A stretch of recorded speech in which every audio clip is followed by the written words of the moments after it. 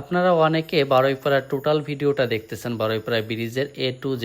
আজকে চেষ্টা করতেছি বারুইপাড়া এই মাথা থেকে শুরু করে একদম পুরোপুরি ব্রিজের ওই পার পর্যন্ত টোটালে A to Z আপনাদেরকে বারুইপাড়া ব্রিজটা ঘুরিয়ে দেখানোর চেষ্টা করব বর্তমান অবস্থাটা কীরকম আছে। তো আপনারা দেখতেই পাচ্ছেন প্রচুর পরিমাণে বৃষ্টি হওয়ার কারণে আশেপাশে যে জায়গাগুলো ছিল সেই জায়গাগুলোতে কিন্তু অলরেডি পানিতে ভরে একদম পুরো টইটম্বুর হয়ে গেছে এমন একটা অবস্থা। আর নদীর পানিটা একেবারে ঘোলা, কারণ প্রতিদিনই প্রচুর পরিমাণে বৃষ্টি হচ্ছে।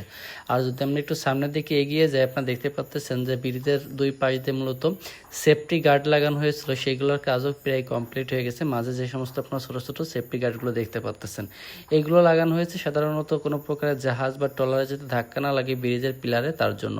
আর ব্রিজের যে কাজটা সেটাই দেখতে পাচ্ছেন যে ভিতরে কিন্তু কাঠ লাগানো হয়ে গেছে, আর স্প্যানের কাজটা অলরেডি বেশ কয়েকদিন আগে কমপ্লিট হয়েছে, সেটা আপনাদেরকে দেখাইছিলাম। তো বর্তমানে ব্রিজের অবস্থা হচ্ছে এটা যে দুই পাশে সেফটি গার্ড লাগানো হচ্ছে, আর হচ্ছে যে ব্রিজের যে ঢালাইয়ের কাজটা বাকি ছিল, ঢালাইয়ের কাজটা ইনশাল্লাহ 2-1 দিনের ভিতরে হয়তোবা শুরু করা হবে বলে আশা করতেছে, বা এই সপ্তাহের ভিতরে হতে পারে। তো টোটালে A to Z আমরা বারুইপাড়ার এই পার পর্যন্ত চলে আসলাম নদীর এই পারে।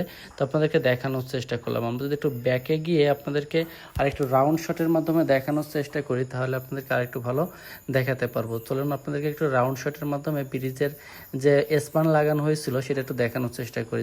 যেখানে স্পান লাগানো হয়েছিল দেখেন নিচে সেই বোর্ডগুলো কিন্তু সরিয়ে নেওয়া হয়েছে, কারণ স্পানের কাজটা আলহামদুলিল্লাহ কমপ্লিট হয়ে গেছে। এখন শুধু ঢালাইয়ের কাজটা বাকি আছে। ঢালাইয়ের কাজটা কমপ্লিট হলে ইনশাল্লাহ জনসাধারণের জন্য হয়তো বা খুব দ্রুত উন্মুক্ত করে দিবে। তো আমি একটু রাউন্ড শট নেওয়ার চেষ্টা করতেছি যাতে আপনাদেরকে একটু ভালো দেখাতে পারি।